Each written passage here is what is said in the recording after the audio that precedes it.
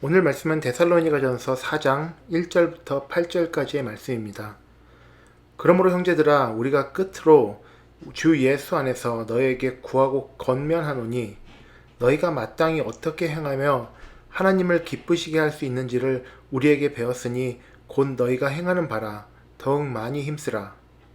우리가 주 예수로 말미암아 너희에게 무슨 명령으로 준 것을 너희가 아느니라. 하나님의 뜻은 이것이니 너희의 거룩함이라. 곧 음란을 버리고 각각 거룩함과 존귀함으로 자기의 아내 대할 줄을 알고 하나님을 모르는 이방인과 같이 세욕을 따르지 말고 이 일에 분수를 넘어서 형제를 해하지 말라. 이는 우리가 너희에게 미리 말하고 증언한 것과 같이 이 모든 일에 주께서 신원하여 주심이라. 하나님이 우리를 부르심은 부정하게 하심이 아니요 거룩하게 하심이니 그러므로 저버리는 자는 사람을 저버림이 아니요 너에게 그의 성령을 주신 하나님을 저버림이니라. 데살로니가 성도들은 바울이 자신의 자랑으로 삼을 만한 성도들이었습니다. 그들은 예수 그리스도를 믿음으로 받게 되는 핍박과 환난을 굳건히 견뎌내던 성도들이었습니다.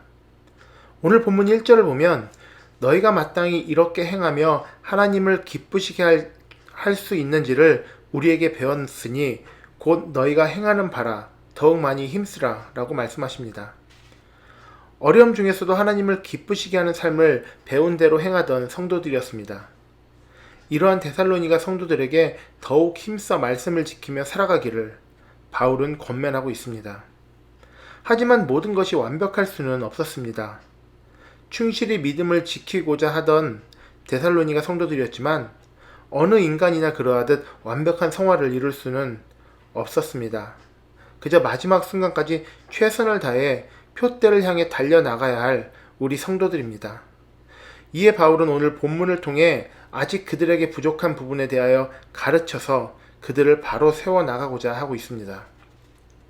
바울이 그들에게 준 가르침은 인간의 교훈이 아니었습니다. 본문 2절을 보면 우리가 주 예수로 말미암아 너에게 무슨 명령으로 준 것을 너희가 아느니라 라고 말씀하십니다. 세상의 교훈이 아닌 하나님의 말씀이십니다. 다시 말해서 세상의 기준과는 다른 하나님의 기준을 세워주고 있는 것입니다. 그간 죄라고 생각하지 못하였던 부분들이 세상에서는 용납될 수 있던 부분들이 이제는 죄가 될 수 있습니다. 그동안 크게 신경 쓰지 않았던 일들에 민감해지고 주의해야 하는 것이었습니다. 이에 바울은 이어지는 본문에서 거룩함을 이야기합니다. 거룩이라는 의미를 원어적으로 볼 때 분리, 다름이라는 의미를 가집니다. 3절에서 하나님의 뜻은 이것이니 너희의 거룩함이라 라고 말씀하심은 데살로니가 성도들이 이제는 세상과는 분리된 지나온 삶과는 다른 삶을 살기를 원하시는 하나님을 말씀하고 계신 것입니다. 그리고 바로 이어지는 말씀에서 곧 음란을 버리고 라고 말씀하십니다.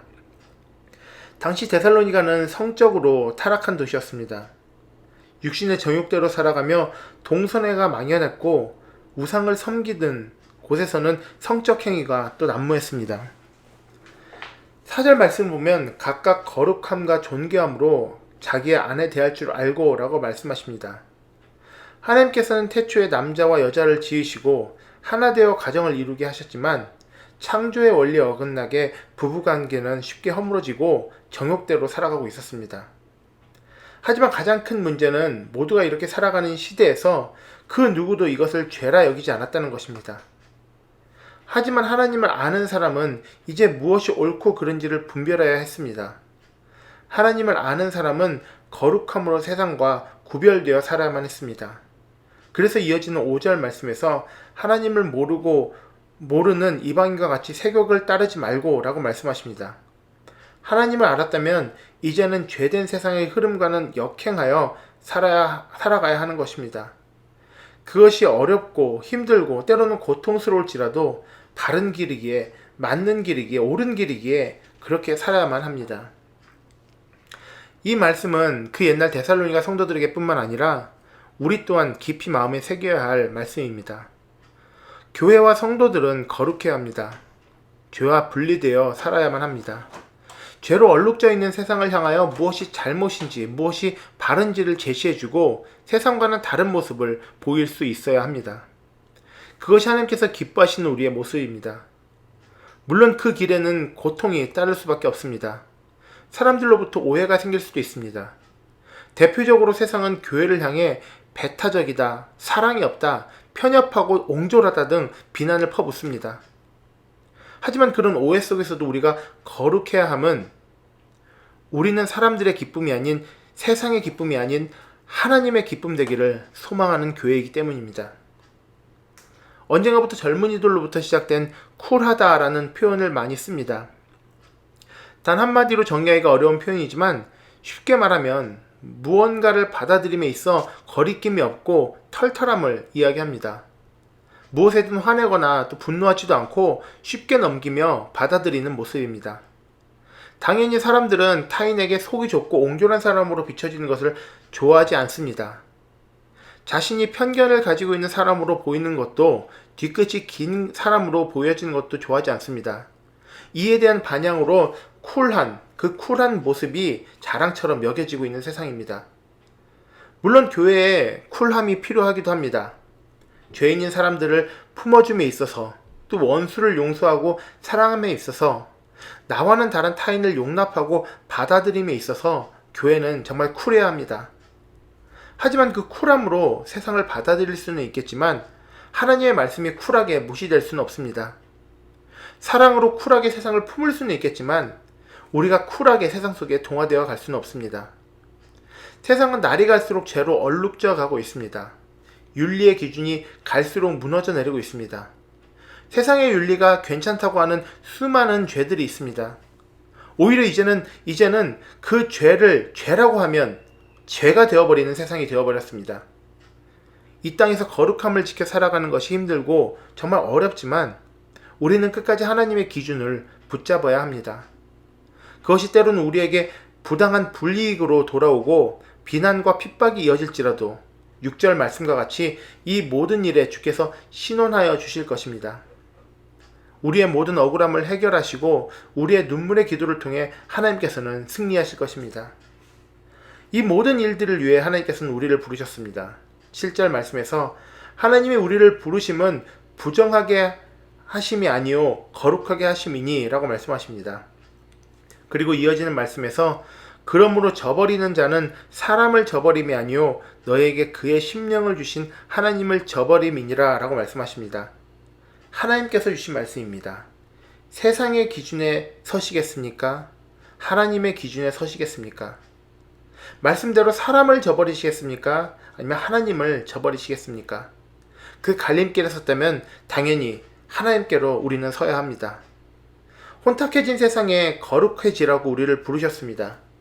이 거룩은 세상과의 다름은 불편하고 비난받거나 혹은 고통받으라고 우리에게 하시는 것이 아닙니다.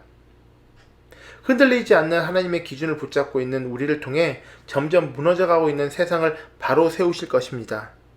어쩌면 우리가 이 땅의 마지막 희망일지도 모르겠습니다. 멸망을 향해 가는 이 세상에 끝까지 버텨 빛을 발하는 크리스천으로, 진정 옳은 것을 선포하는 하나님의 사자로, 세상을 붙잡아주는 하나님의 일꾼으로 바로 서시는 우리 모든 하나님의 자녀들 되시기를 주님의 이름으로 기도합니다.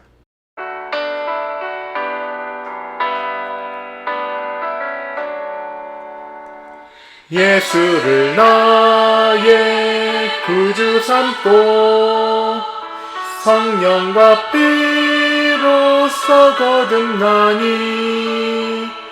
이 세상에서 내 영혼이 하늘의 영광 누리도다.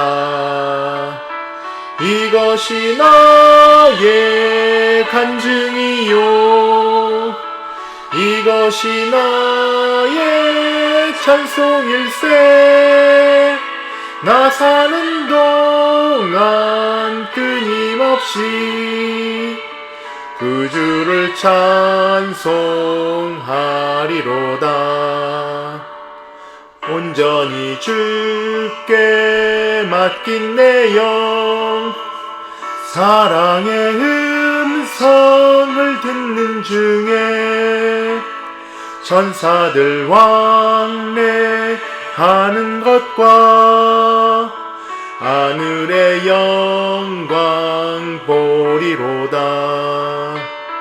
이것이 나의 간증이요 이것이 나의 찬송일세.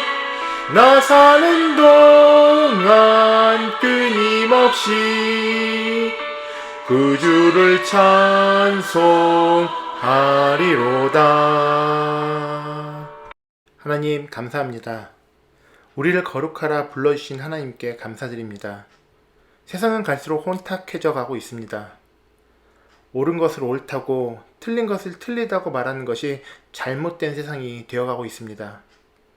하지만 우리 거룩함으로 부르심받은 우리는 세상에 휩쓸리지 않고 바른 기준으로 서기 위해 이 시대 이 땅에 있습니다.